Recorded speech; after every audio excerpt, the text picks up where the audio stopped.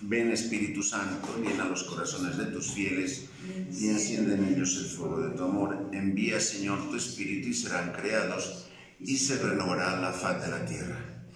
Oh Dios, que iluminaste los corazones de tus fieles con la luz del Espíritu Santo, haz que, guiados por este mismo Espíritu, saboreemos la dulzura del bien y gocemos siempre de su divino consuelo por Cristo nuestro Señor. Amén. Gloria al Padre, al Hijo y al Espíritu Santo. Como era en el principio, ahora y siempre.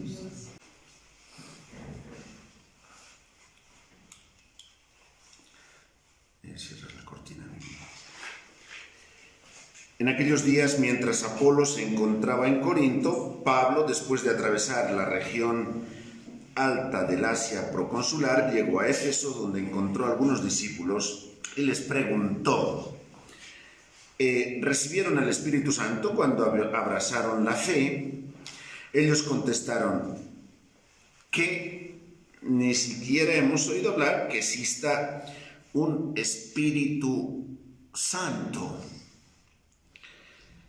Él les preguntó de nuevo: entonces, ¿qué bautismo han recibido si no han recibido el Espíritu Santo? ¿En qué consiste entonces el bautismo de ustedes? Bueno, a nosotros nos bautizó Juan. Y les dijo Pablo: Juan bautizó con un bautismo que era señal de arrepentimiento, y fue diciendo al pueblo que creyese que iba a venir después de él, en el que iba a venir después de él, es decir, en Jesús. Oídas estas palabras, entonces se hicieron bautizar en nombre de Jesús, el Señor. Pablo les impuso entonces las manos, descendió sobre ellos el Espíritu Santo y comenzaron a hablar en distintas lenguas y a proferir discursos inspirados por Dios. Eran unos 12 hombres en Éfeso. Entró Pablo en la sinagoga y con entereza y libertad habló por espacio de 3 meses con estos 12 hombres como discípulos acerca del reino y tratando de convencer a los judíos. Pero como algunos de ellos se obstinasen en no creer y en plena asamblea blasfemasen de Jesús, Pablo rompió con ellos, tomó aparte a sus 12 discípulos y comenzó a enseñar todos los días en la escuela de un tal Tirano, es decir, una escuela filosófica. Y este filósofo, digamos, bueno, que era típico en estas regiones del imperio, y la filosofía y la cultura griega, bueno, ahí fue enseñando, dice, por 2 años, de manera que todos los habitantes del Asia proconsular, tanto judíos como griegos, llegaron a escuchar la doctrina del Señor. Es decir, Pablo se vale de los medios que sea. Si es necesario, predica en el ambiente de las sinagogas, y si no, predica en el ambiente de las escuelas civiles. Hoy, día 14 de mayo, los grandes líderes religiosos del mundo se han puesto de acuerdo y han confluido en general en hacer una oración universal, y al Papa en particular le han pedido unirse a esta oración universal por el fin de la pandemia del COVID-19.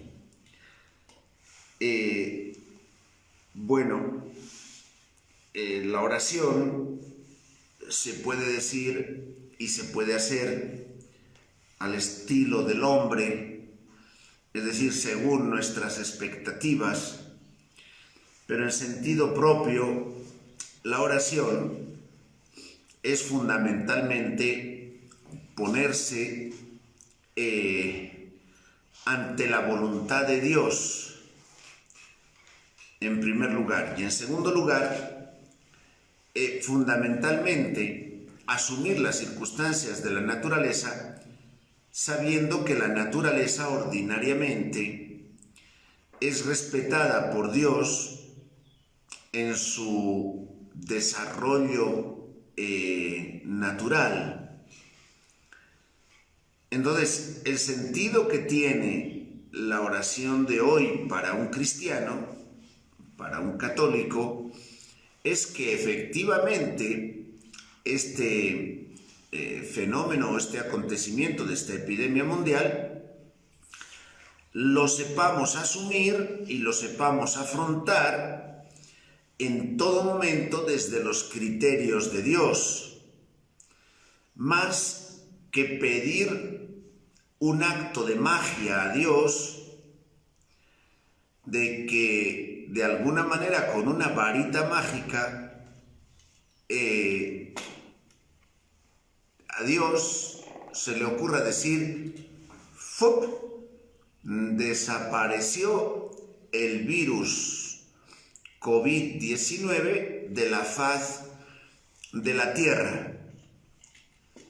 Dicen los entendidos, los técnicos, que ese virus probablemente no desaparezca de la Tierra nunca,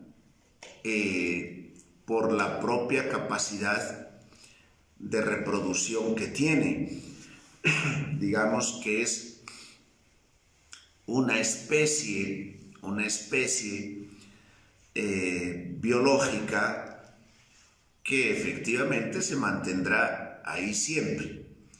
Sí se controlará, esperemos que pronto, y con los medios que la ciencia cada vez más va teniendo a su alcance, medicinas propias, vacunas propias, identificación inmediata de la enfermedad. Por supuesto, sí se controlará cualquier brote y el tratamiento como tal de la enfermedad que genera el virus, pero resistencia por parte del organismo humano, etc.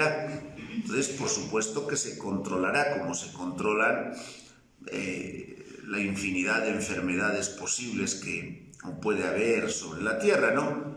Pero el virus como tal, pues no desaparecerá quizá nunca, o no desaparecerá en siglos o en milenios, como cualquier otra especie, o irá incluso mutando, etcétera, ¿no? Eso quiere decir que no tiene sentido la oración de hoy si Dios no va a actuar de manera mágica eliminando el virus COVID-19 de la Tierra. Pues la oración de hoy, de todas las religiones, de los hombres de buena voluntad, de todos los creyentes, no tiene sentido. Sí tiene sentido, por supuesto. Es unirse en una plegaria para efectivamente pedirle a Dios que el hombre esté en condiciones, según sus criterios, de actuar como tiene que actuar. Lo que vulgarmente decimos, a Dios rogando y con el mazo dando. Esto lo tenemos que tener muy en cuenta. Hoy, en esta lectura, vamos a ver un fenómeno que también a veces, dentro de nuestra propia, de nuestro propio proceso de purificación de nuestra fe, lo tenemos que tener también muy en cuenta siempre, porque es que si no, vamos como aturdidos o como despistados en nuestra vida espiritual y en el fondo no sabemos en qué condiciones estamos viviendo nuestra vida ordinariamente, ¿verdad? Fíjense a Pablo lo que le pasa en este proceso de evangelización que nos narran los Hechos de los Apóstoles y que es la evangelización ordinaria del inicio de la Iglesia y no muy distante de la evangelización y de la vida espiritual en la que nosotros debemos crecer también hoy, insistentemente.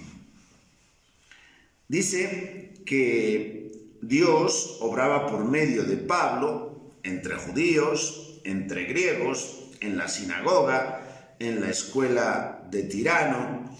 Obraba signos y milagros extraordinarios hasta el punto que con solo aplicar a los enfermos pañuelos que habían estado en contacto con el cuerpo de Pablo, desaparecían las enfermedades y salían los espíritus malignos. Ya entramos en los terrenos, ciertamente, de una religiosidad mágica que no es propia de Pablo, sino que es tentación de todos los momentos. ¡Ay! Es un santo Pablo.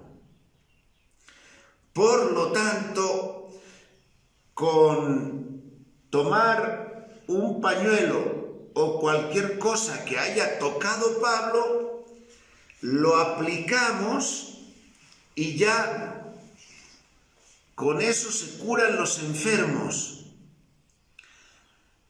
Tendremos que respetar siempre ideas imperfectas que efectivamente en un sentido religioso hay tendencia y tener paciencia con esas ideas imperfectas, pero en sentido estricto no es así.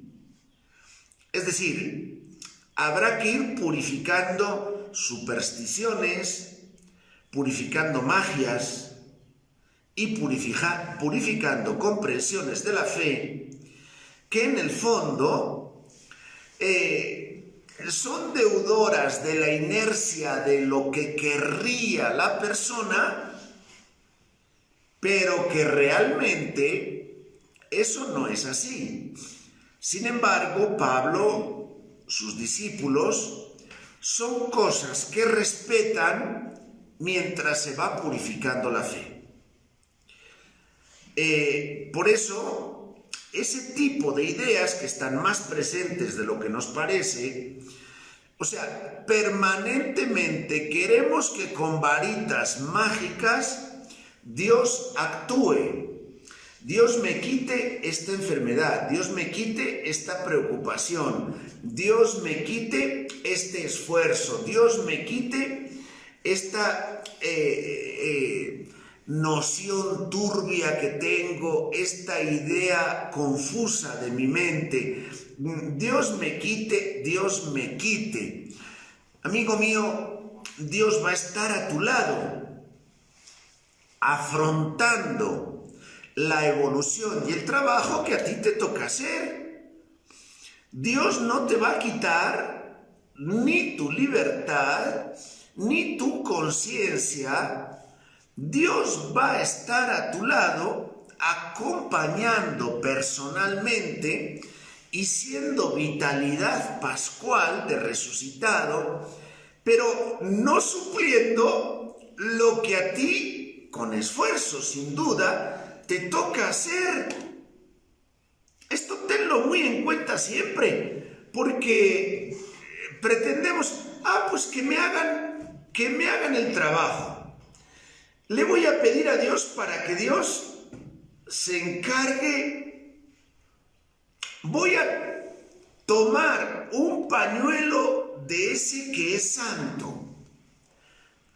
La Iglesia, cuando ve fenómenos de este tipo, hasta cierto punto, los respeta como situaciones imperfectas que va siendo, pues situaciones de camino y de purificación. Cuando las cosas se ponen un poquito extremas, la Iglesia prohíbe esa devoción, como le pasó, por ejemplo, a la devoción con el Padre Pío, por decir algo. ¡Ay, es que es un santo!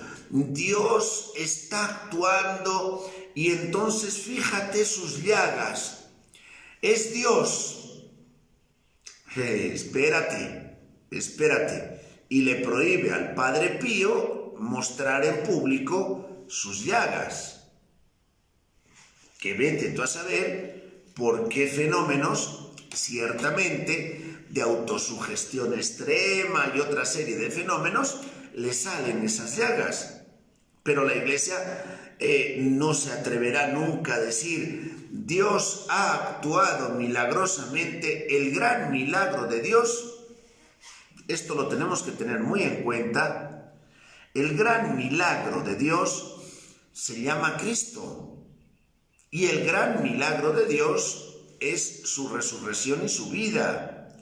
Y el gran milagro de Dios es que en ti empiece a surgir la fe en Él. Y el gran milagro de Dios es que tú, efectivamente, acompañado y fiado de su palabra, realmente puedas acoger en el corazón, por la fe, esa experiencia de presencia de Dios en ti, que te haga vivir realmente anclado en una fe auténtica de encuentro con Cristo.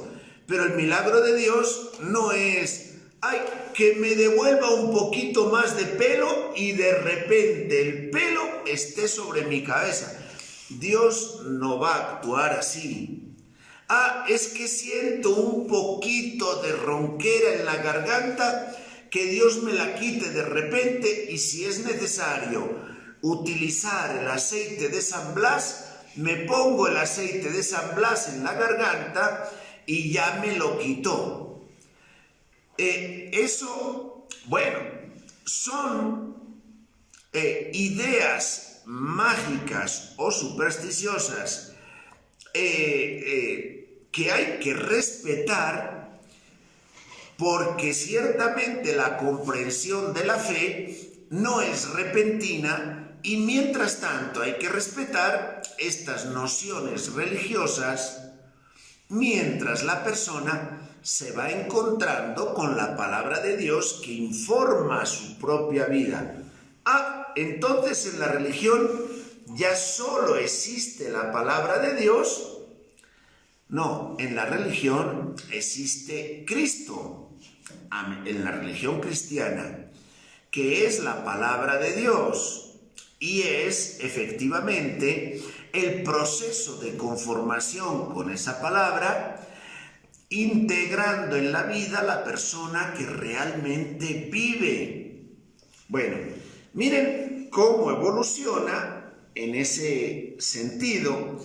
Pablo resulta que vienen donde él y le ponen pañuelos y delantales que habían estado en contacto con su propio cuerpo, desaparecen los espíritus malignos, se curan las enfermedades, y los exorcistas ambulantes, que eran judíos, llegan a invocar sobre los posesos el nombre de Jesús, el Señor o quien sea. Los exorcistas. ¡Ay, Dios mío, con los exorcistas!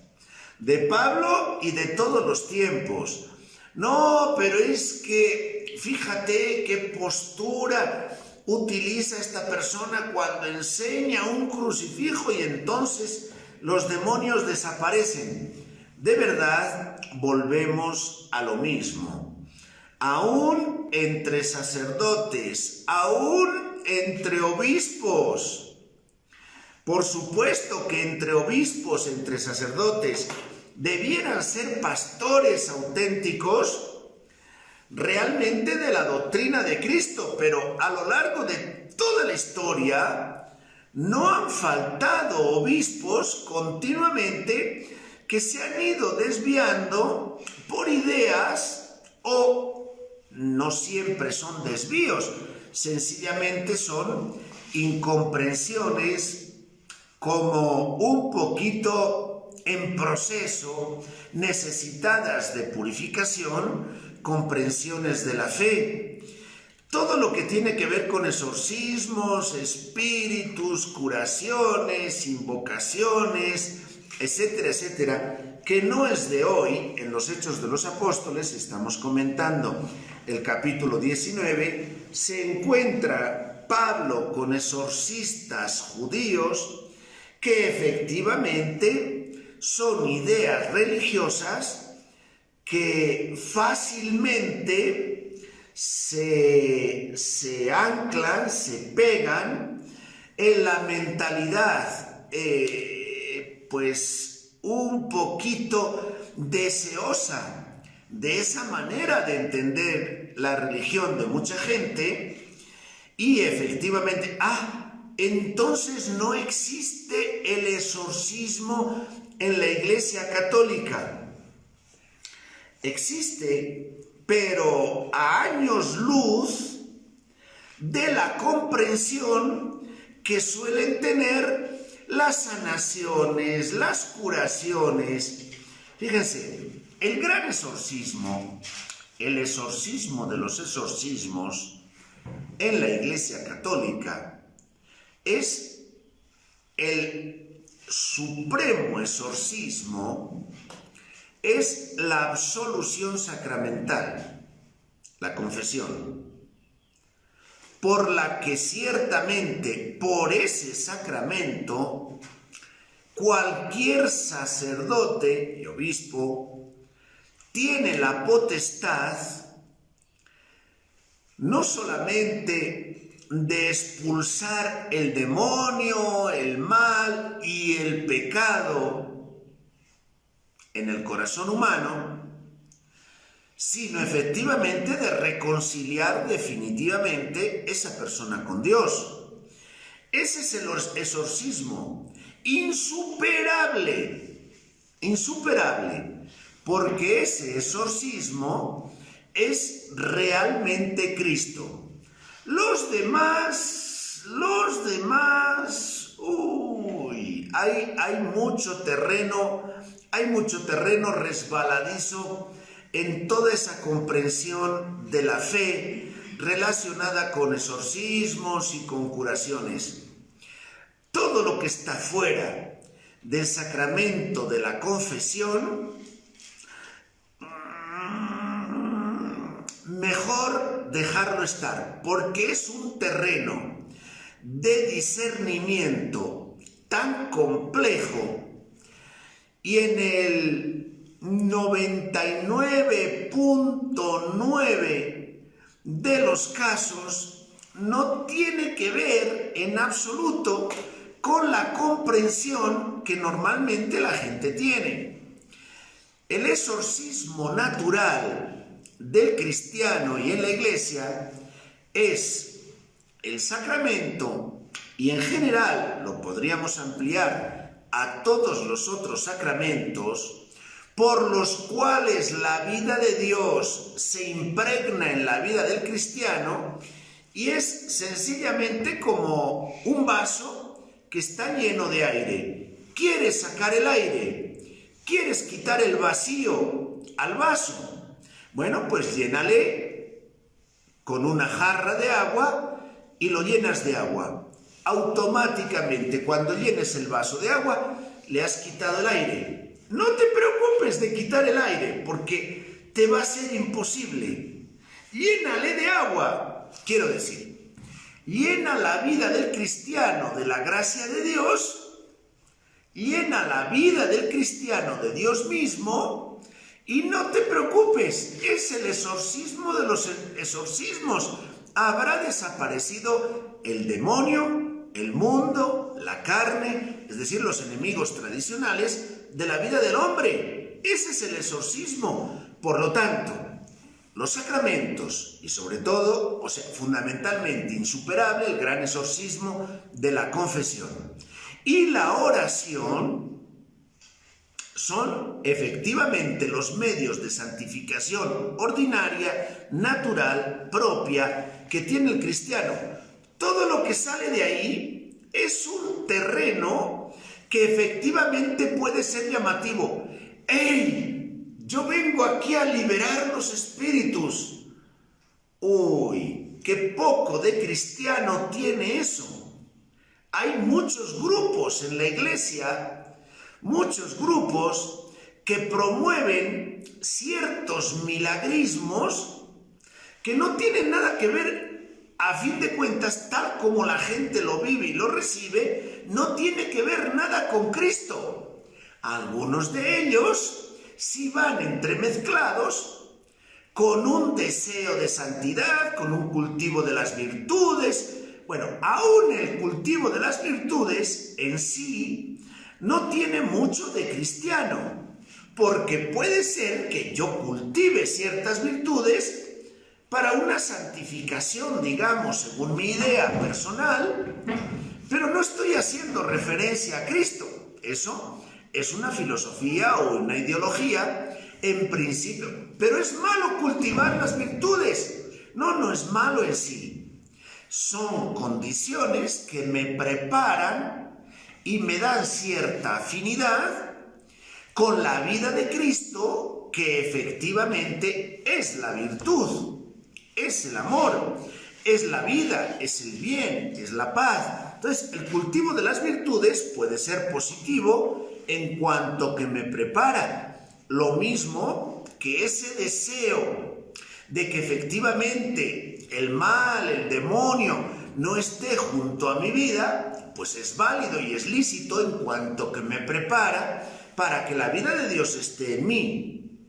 Entonces, ¿existe el demonio? ¿Existe el mal? Claro que existe, como esa permanente tentación de rebeldía frente a Dios. Es decir, ¿existe el aire en un vaso? Claro que existe. ¿Qué tengo que hacer para sacarlo? Llénalo de la gracia de Dios, olvídate del aire, no te preocupes del aire. No sé si me aclaro con estas imágenes sencillas, porque es que a veces queremos recomplicar con novedades religiosas, creyendo que esas novedades religiosas son la explicación de todos los entuertos que vivimos y sobre todo cuando nos resbalamos hacia ideas supersticiosas que no tienen que ver con una profundización propiamente en la fe que tiene los criterios dados por la Iglesia. La Escritura, la tradición vivida en la Iglesia, el magisterio en la Iglesia, la enseñanza de los santos, es decir, lo que normalmente el hombre tiene como recursos, que normalmente los conocemos como los lugares teológicos, como los lugares de Dios o como los lugares incluso del discernimiento de Dios en nuestra vida. Es decir, a veces, en una palabra, queremos buscar unos caminos fáciles de vida y prescindimos de Cristo. Eso les pasaba a estos brujos o magos o exorcistas judíos que llegan a invocar el nombre de Jesús y incluso utilizan estas palabras: yo conjuro por Jesús a quien Pablo predica. No le conozco, pero es igual. Por ese Jesús conjuro a los malos espíritus que salgan de la faz de la tierra. Bueno, repito, cuando a mí me llaman con frecuencia, ¿verdad? Bendice este espacio porque es que escuchamos ruido en este espacio. Yo con un gesto de humildad, pues muy grande, voy y bendigo el espacio, tratando de no contradecir o violentar en ese momento la idea que esa persona tiene. Me explico. Bendigo el espacio, pero la verdadera bendición de ese espacio es una vida personal, la del que entra, la del que vive en ese espacio, de que efectivamente esa persona esté en sintonía con Dios. Eso es la bendición de ese espacio. La presencia de Dios no son en sí los muros, sino que es la vida de la persona que está habitando en esos muros. La gran bendición es que la persona santifica el espacio, santifica las relaciones, santifica los hechos, santifica el curso de la vida. Es decir, es la propia persona la que bendice el espacio. Bueno, pero es que escuchamos ruidos, y si usted viene y echa un poquito de agua bendita, ya los ruidos no se van a escuchar. Bueno, si crees eso y mientras lo crees para no violentar excesivamente el proceso de purificación de tu fe, ya habrá tiempo de ir profundizando en catequesis, ir profundizando un poquito en las ideas de la fe. Pero la verdad, vete tú a saber, yo me fío de que has escuchado ruidos, pero vete tú a saber a qué se deben esos ruidos.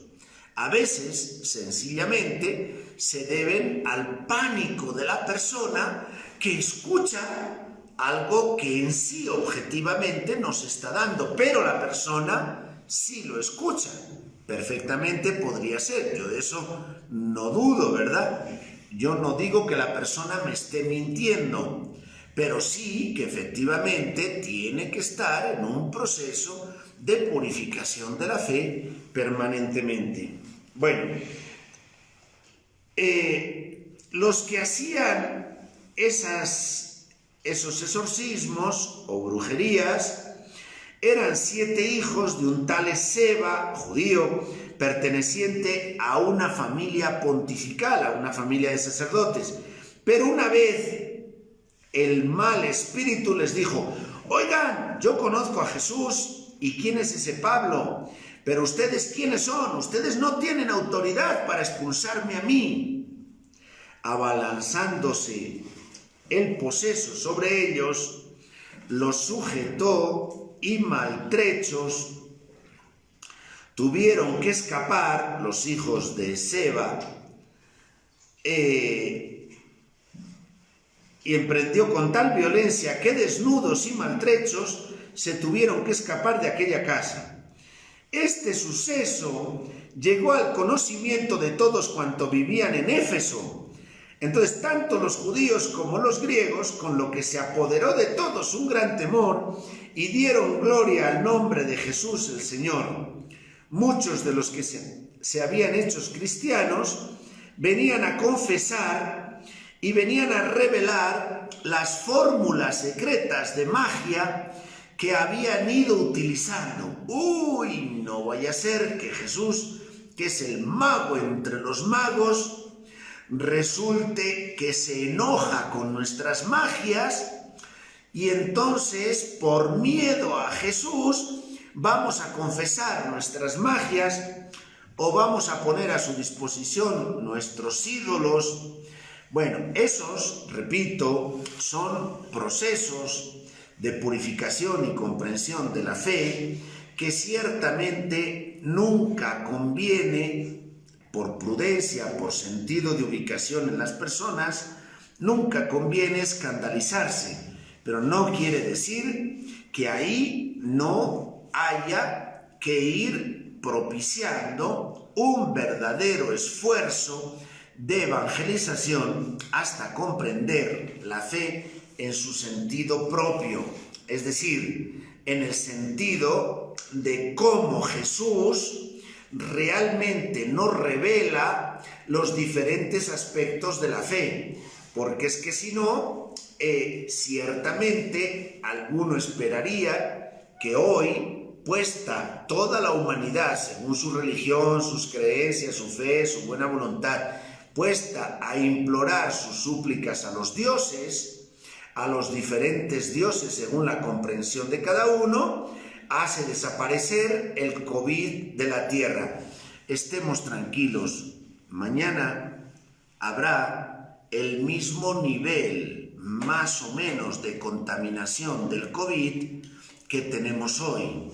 Pero ciertamente la humanidad y los creyentes de toda la tierra, si ese gesto llega a calarnos, estaremos en condiciones de afrontar el COVID en un sentido completamente nuevo, en un sentido realmente religioso, con más paz, con más fraternidad entre nosotros, con más decisión, con más esfuerzo quizá. Es decir, todas esas actitudes profundamente cristianas que sí son necesarias para afrontar las dificultades de la vida, eso por supuesto. Y me llama la atención, normalmente las ubicaciones no creyentes que efectivamente a veces vemos. Fíjense un ejemplo. Ayer, creo que Jorge, no sé muy bien, pero alguien en alguno de nuestros grupos de chat, de WhatsApp, puso una fotografía, un mensaje de WhatsApp que ponía, no sé muy bien, pero más o menos eran las 5 enseñanzas que la nueva recuperación o la nueva vida después del COVID o la nueva normalidad nos deja. Y entonces iba haciendo un recuento de 5 aspectos muy valiosos que la nueva normalidad del COVID nos va dejando. Por ejemplo, no recuerdo cuáles eran, pero más o menos eran de este estilo, ¿verdad? Una nueva manera de relacionarnos entre nosotros. Después de estos meses de encierro y de cuidados y de cubrebocas y de desconfianzas y de nada de besos, nada de abrazos, genera una nueva manera de relacionarnos entre nosotros.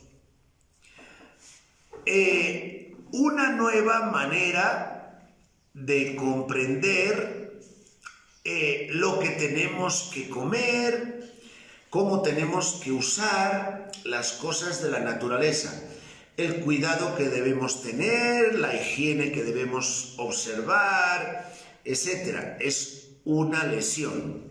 Una nueva manera de valorar el mundo de la salud, a los médicos, al personal de enfermería. Y así iba diciendo 5 cosas de este orden. Y yo me quedé pensando, digo, pero aquí está faltando lo más fundamental en esa descripción, en esa fotografía, ¿verdad?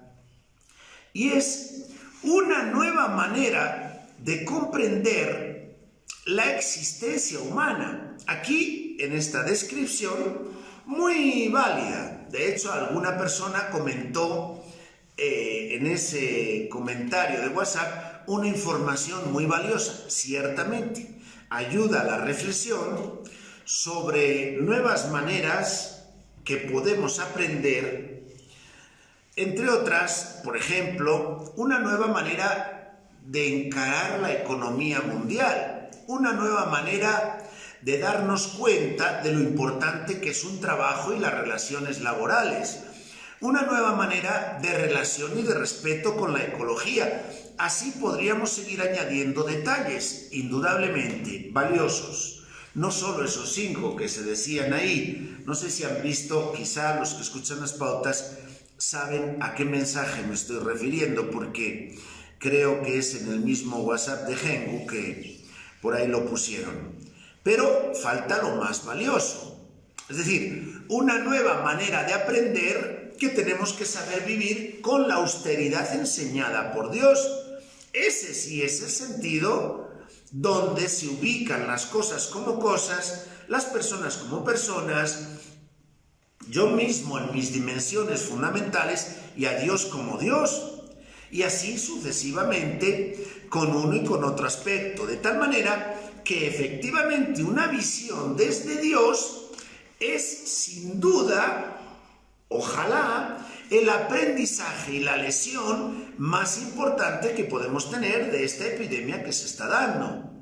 No solamente ciertas realidades de orden natural, por supuesto que tenemos que aprender muchas realidades de orden sobrenatural, fruto de las circunstancias que han rodeado este problema de esta epidemia mundial que hemos vivido o que todavía estamos viviendo, ¿no? Entonces, eso tenerlo muy en cuenta, porque ciertamente es necesario de manera permanente purificar nuestra fe, que quisiéramos que fuera una fe mágica, pero no es así. Miren el acontecimiento que le sucede a Pablo con los brujos o con los magos que estaban en el ambiente de Éfeso. Todos los magos, dice, se van donde Pablo, y los que se habían hecho cristianos venían a confesar cómo hacían sus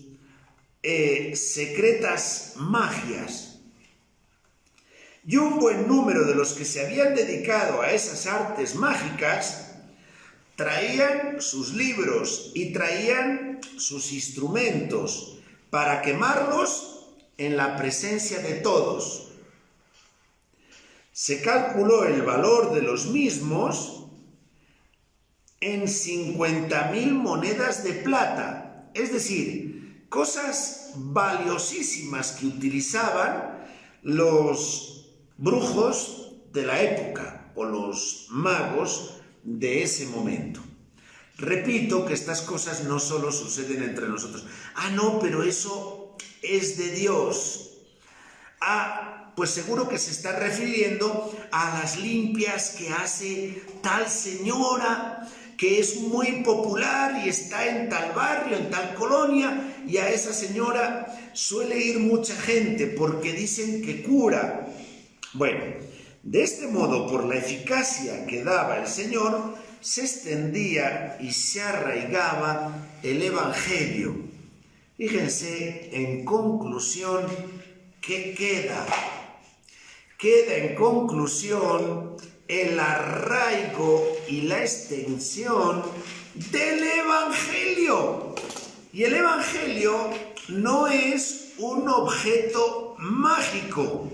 Yo te bendigo con este Evangelio, ya te he bendecido y quedas bendito con un objeto mágico, el Evangelio. Los protestantes en general y las sectas cristianas suelen ser muy reacios y muy críticos frente a las magias que a veces se utilizan en los sectores y en los ambientes católicos, evidentemente mientras van purificándose, ¿verdad? Pero después, curiosamente, mucha gente que procede de las sectas protestantes tiene el propio libro del Evangelio como un objeto mágico exactamente igual que los objetos mágicos que ellos critican de los católicos. Pues estamos en las mismas. Convertimos cualquier objeto en magia. Y ciertamente ni siquiera el libro del Evangelio puede convertirse en magia. Ciertamente aquí en este libro está contenida la palabra de Dios, pero la palabra de Dios no queda reducida a las letras de un libro. La palabra de Dios es la persona de Dios, descrita en estas letras. Esto no es un objeto, por lo tanto, mágico. Realmente con quien yo debo encontrarme cada día es verdaderamente con el Cristo vivo. Bueno, este acontecimiento de Pablo con los magos y con los brujos, algunos ya convertidos en cristianos, pero todavía conservando sus propias creencias mágicas, pero esas creencias mágicas les podemos poner perfectamente vestidura cristiana y sigue siendo mágica. Si alguno de ustedes tiene oportunidad de ir a San Juan Chamula, en Chiapas, hay un templo que se ha conservado y lo conservan como una verdadera reliquia turística, pero es realmente perteneciente a la cultura y a los usos ancestrales de esa población. Entonces, ahí curiosamente están en torno a ese templo de un beneficio turístico muy grande y de una cultura turística muy, muy interesante. Ahí están lo que llaman pues los cristianos, los católicos. Y frente a ellos se ha ido desarrollando mucho las sectas protestantes. Pero estos católicos tienen unas creencias en santos y tienen una especie de cofradías relacionadas con cada uno de los santos, y cada uno de los santos tiene sus mayordomos y tiene sus seguidores, y tienen sus festejos cada uno de los santos, y les ponen sus mantos y van almacenando mantos. Al cabo de 7 años van retirando todos los santos y empiezan otra vez. Bueno, ahí hay una religión que se llama católica porque está vestida de imágenes católicas, o bueno, imágenes que en un momento determinado utilizaron los sacerdotes católicos, etc. Pero tal como se ha tomado esa religión, ya prácticamente no queda nada de católico. De hecho, no admiten la presencia de un sacerdote. Ellos mismos se encargan de hacer los ritos del bautismo. Últimamente los obispos, los sacerdotes van teniendo cierto diálogo con ellos y entonces tratan poquito a poquito de ir sembrando la verdadera Iglesia católica en el ambiente de esas costumbres, pero en principio no son católicas, aunque se llamen católicos. No, se dan unas guerras en ese ambiente entre los que se reconocen o se llaman católicos con las sectas protestantes. Tiene que entrar la policía, el ejército tiene que vigilar que no haya excesivos conflictos, porque los protestantes, con su más o menos extremismo iconoclasta, les rechaza y sataniza, ¿verdad? Y ellos a los protestantes todavía más, porque en realidad están destruyendo sus creencias tradicionales, etcétera, etcétera. Pero ahí no está por medio la Iglesia, prácticamente para nada. El obispo está al margen completamente de todas esas realidades. No hay sentido oficial de Iglesia, no hay magisterio, no hay referencia a la Escritura, no hay tradición propia. Sí hay tradiciones y costumbres de ellos, pero no está la tradición propia de la fe y del credo cristiano, etcétera, etcétera, ¿no? Pero eso lo vemos en San Hipólito con las imágenes de San Juditas que todos los meses van llevándolo. Es algo equivalente, parecido. ¡Ay! Entonces eso no tiene nada de cristiano. Espera, no radicalicemos las cosas. Esos son ciertos comportamientos y ciertas ideas religiosas que hay que ir purificando hasta que la palabra de Dios efectivamente vaya impregnando un poquito, como en los Hechos de los Apóstoles se nos explica, es decir, hasta que el Evangelio se vaya arraigando y se vaya propagando. Pero el Evangelio, la palabra de Dios, Cristo, esto va referido a el uso que normalmente se hace de las imágenes de San Juditas o de la Santa Muerte, o del rosario, de los rosarios, o sencillamente de los collares que se utilizan, o de las pulseras, o de mil cosas que efectivamente son como objetos mágicos que hay que ir poco a poco, purificando y reconduciendo hacia el Evangelio. Pero esto lo podemos hacer diariamente sin tener esa referencia a Cristo en los mismos gestos que vamos teniendo. Esto yo sé que las personas que están siguiendo estas pautas están en condiciones de poder entender esto y que efectivamente estemos con un deseo de purificar nuestra oración, ir a Cristo y entender la oración y el seguimiento cristiano de manera cada vez más cristiana y purificada. De manera que en lo que crezcamos sea en el amor de Dios integrado en nuestras vidas y compartido como fruto fundamental, y de ahí se derivan todos los demás frutos, el amor entre los hermanos.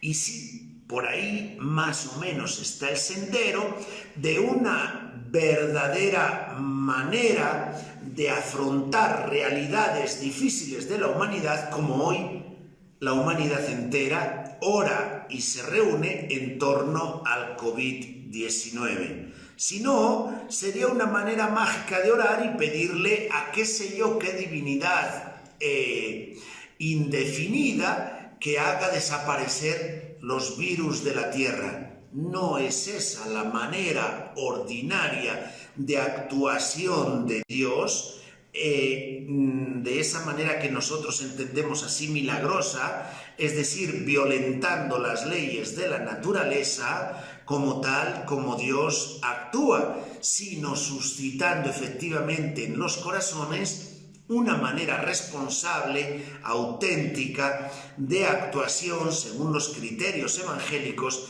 y según la presencia de Dios en nuestra vida.